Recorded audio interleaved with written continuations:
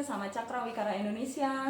Siang ini kita akan ngobrol-ngobrol dalam Cakra, apa gak namanya? Cakrapod. Cakrapod. Itu adalah channel podcast Cakra Wikara Indonesia. Mantap. Oke, ini edisi perdana. Ngobrolin apa kita? Ya salah satu yang jadi fokus penelitiannya Cakra juga sih, gak? RUU Pemilu nih. Yang mendesak untuk dibahas nih. Iya. Ada draft 6 Mei. Udah ada draft yang beredar buat publik. Betul. Itu DPR RI memang sepertinya mau semangatnya sih yang disampaikan oleh anggota DPR RI itu supaya ada waktu yang cukup untuk mempersiapkan penyelenggaraan pemilu 2024. Jadi mereka pinginnya selesai ini tahun ini penyusunan. Nggak kayak biasanya ya. Biasanya itu 2 tahun, setahun sebelum pemilu itu baru gobrol. Ini baru belum setahun kita pemilu di 2020 udah mulai pembahasan masuk prolegnas. Nah, apa aja nih di draft RUU Pemilu yang baru dikeluarkan Komisi 2 DPR yang menurut Yolanda apa yang berbeda dari undang-undang sebelumnya? Ya, jadi isu-isu yang berulang selalu jadi perdebatan itu memang selalu ada ya, Gak? Terutama sih yang menyangkut dengan aspek teknis dari pemilu. Ya, misalnya sistem pemilu itu pasti bicara soal besaran daerah pemilihan, banyaknya kursi di daerah pemilihan, kemudian parliamentary threshold, juga konversi suara ya. Suara ke kursi, metode konversi suara ke kursi. Itu tapi memang sepertinya di yang RUU yang sekarang ini satu lagi soal ada itu terbuka tertutup itu juga jadi perdebatan tuh di masyarakat sipil juga terbelah ya. Sekarang ini sepertinya makin hangat ya ininya perdebatannya karena udah makin mengerucut nih memang.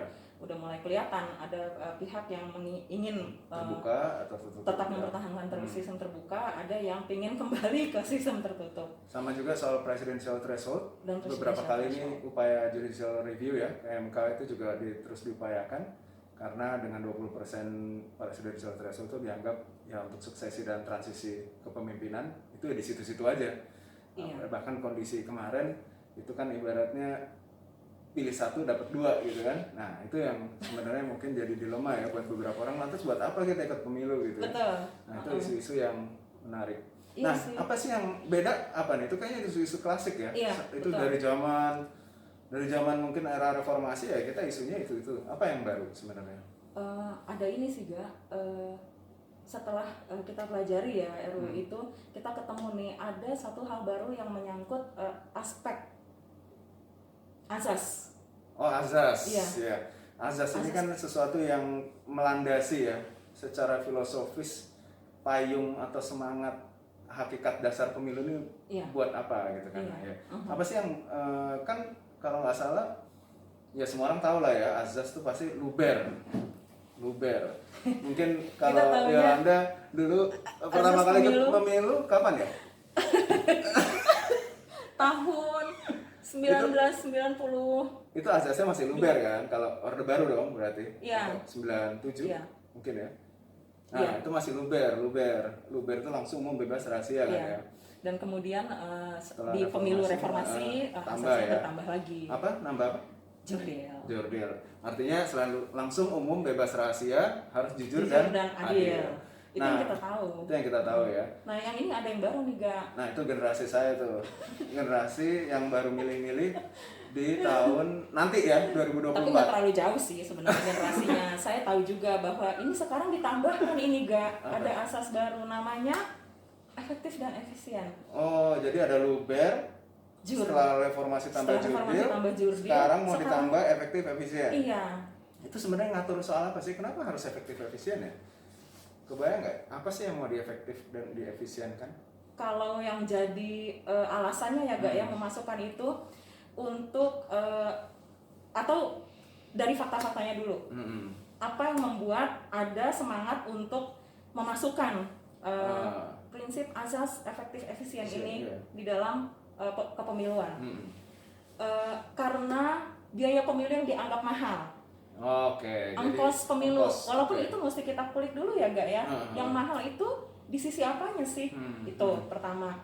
Kemudian maraknya money politics atau yang mungkin kita kenal sebagai suap di masa pemilu ya itu. Kemudian apalagi mungkin juga soal mahar, mahar politik. Kalau saya sih kebayang efektif efisien itu udah sering terdengar tapi di ranah penyelenggara pemilu. Betul. Artinya ini KPU dalam manajemen pelaksanaan pemilu ya. Saya sih sempat dengar tuh efektif efisien tuh supaya pemilunya serentak, supaya menghemat biaya. Satu alasan. Ini berapa kotak gitu kan, dalam satu waktu milih berapa. Terus kemudian juga soal bagaimana logistik kepemiluan bisa lebih hemat.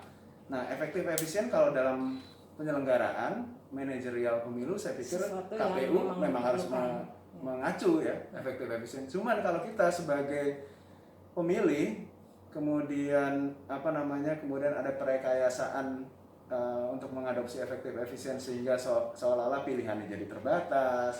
Kemudian dari soal selain pilihan warga jadi terbatas, soal partai politik yang menjadi lebih itu aja. Kemudian jumlah calon presiden atau jumlah partainya juga semakin ramping, artinya kita tidak diberikan opsi, itu juga sesuatu yang jadi maksudnya efektif efisien itu ya yang mendasari aturan mengenai untuk keinginan untuk menyederhanakan jumlah partai. Ya. Membatasi jumlah yang masuk ke dalam parlemen. Kemudian ada istilahnya presidensialisme yang efektif. Nah, ini kan hal-hal yang saya sih sebenarnya bertanya, presidensialisme yang efektif kenapa harus? Nah, itu kan kalau nggak salah MK mengamanatkan arah undang-undang pemilu kita harus menuju pada penguatan sistem presidensialisme, atau presidensialisme yang efektif. Nah, itu saya masih bertanya-tanya tuh. Iya sih, Ga. Nah, apa perlunya? Mungkin kita harus bedakan dulu ya. Yang pertama itu udah tepat tadi yang disampaikan oleh Dirga bahwa efektif dan efisien sebagai asas penyelenggaraan pemilu memang diperlukan, bisa diterima. Kalau kemudian menyangkut ke efektif dan efisien itu di dalam presidensialisme, sistem pemerintahan ya, dalam sistem pemerintahan, nah itu sudah hal yang berbeda lagi karena dia ada di level yang lebih luas atau lebih tinggi daripada penyelenggaraan pemilu. Di situ harus kita periksa membuat satu sistem pemerintahan lebih efektif dan efisien, bisakah dilakukan melalui aturan di dalam sistem pemilu, di dalam aturan pemilu. Kemudian kedua, betul nggak sih kita perlu satu sistem pemerintahan yang efektif dan efisien? Kita harus lihat dulu apa maksudnya. Demokratis nggak gitu kan? Demokratis atau tidak, betul. Setara nggak gitu ya? Betul, karena prinsip-prinsip yang mau kita pertahankan kan itu prinsip-prinsip demokrasi. Nah, apakah efektif dan efisien masuk di dalamnya? Ya, saya berarti bisa tangkap ya. Kalau efektif efisien dalam penyelenggaraan, tata kelola manajerial, penyelenggaraan, fine. Tapi kalau bicara soal sistem pemerintahan harus efektif efisien, bicara tentang tata kelola demokrasi harus efektif efisien, tar dulu gitu kan. Ibaratnya kita perlu banyak diskusi nih soal ini. Karena efektif efisien bisa jadi justru gimana ya? Membatasi proses partisipasi politik. Kita jadi nggak setara karena nggak semua orang bisa mencalonkan diri. Kemudian partai jadi lebih susah. Kita anak-anak muda mau bikin partai jadi susah. Betul, mempersulit munculnya kekuatan baru, partai-partai baru. Kan kita perlu pada hal itu sosok baru ini yang masuk ke dalam permainan politik, kontestasi politik ini. Soalnya begitu saya dengar di RU ini ada efektif efisien tuh kayak kembali ke masa 1971 pemilu pertama Orde Baru gitu. Dimana harus efektif efisien, partai sedikit, cuman beberapa partai aja supaya stabil politik. Tapi ya demokrasi nggak bisa dikorbankan sedemikian rupa dengan azas ini sehingga sebenarnya ada semacam perekayasaan supaya politik lebih stabil. Tapi apakah kita memang sebenar-benarnya demokratis dengan kondisi penerapan azas ini, itu yang sebenarnya menjadi pertanyaan.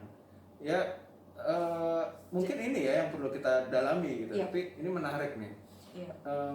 Selain itu kalau kita bisa cek juga di RUU Pemilu, semangat untuk bicara soal penyederhanaan partai ini punya implikasi yang cukup serius nih. Anak-anak muda nih sebenarnya mau nggak sih berpolitik mau nggak sih bikin partai, itu kan hal yang sebenarnya belum pernah terpikir. Nah itu apakah kemudian undang-undang pemilu kita memberi ruang buat anak-anak muda untuk turut serta dalam berpolitik, membangun partainya sendiri? Kenapa nggak kita mesti mengarahkan ke anak muda? Soalnya ya generasi kita tuh kalau ngeliat undang-undang pemilu, undang-undang partai, semua mekanismenya jadul gitu istilahnya. Verifikasinya jadul, masih pakai form berkas, padahal kita udah sangat tidak ramah dengan generasi-generasi sekarang ya. Terus habis itu ketika kita bicara soal partai politik tuh seolah-olah gapnya jauh. Ini adalah generasi sebelum kita, bahkan yang muda-muda ini nggak ada yang tertarik untuk ngomongin soal partai, soal pemilu juga ya gitu-gitu aja. Nah anak muda ini harus mulai concern sih sama undang-undang ini menurut gue, karena paling nggak ya mereka mesti tahu nih undang-undang ini banyak mengancam demokrasi kita juga kalau nggak diawasi, karena ya seperti undang-undang yang lain ya, tiba-tiba tiba-tiba muncul tanpa ada tekanan atau partisipasi dari kita untuk mempengaruhinya. Menurut gue sih gawat gitu. Ya apalagi mereka kan punya kekuatan ya sebenarnya ya. Kita tahu sendiri semua fakta sejarah negara kita memang beberapa perubahan, titik-titik momentum perubahan besar negara kita itu salah satu pendorongnya adalah anak muda gitu. Mereka tuh punya kekuatan untuk mendorong, menuntut perubahan yang kemudian itu terjadi, perubahan politik secara mendasarnya itu terwujud. Setelah itu kemudian anak mudanya kemana gak? Iya. Kalau gue sih beneran itu juga cukup concern sih sama itu. Ini adalah undang-undang pemilu, mungkin agak abstrak gitu ya, punya hal yang seolah-olah berat untuk dibahas. Cuman kita sih kayaknya melalui podcast ini mulai mendorong ya orang untuk kemudian melek politik, tidak anti politik, bahkan bicara hal-hal yang sebenarnya ya bicara pemilu itu bukan cuma hari hak milih, enggak, dimensinya sangat banyak gitu. Bahkan implikasinya buat kehidupan kita itu pasti juga sangat berpengaruh, termasuk anak muda yang selama ini mungkin kita mau diskusikan lebih lanjut. Oke, tadi ada beberapa poin enggak ya, bahkan masih ada yang hal-hal teknis yang sebenarnya penting juga untuk diketahui oleh teman-teman semua, anak-anak muda, teman-teman anak muda, untuk kita bisa sama-sama membahas secara lebih lengkap lagi soal RUU Pemilu ini seperti apa. Nantikan podcast Cakra Negara selanjutnya. Terima kasih.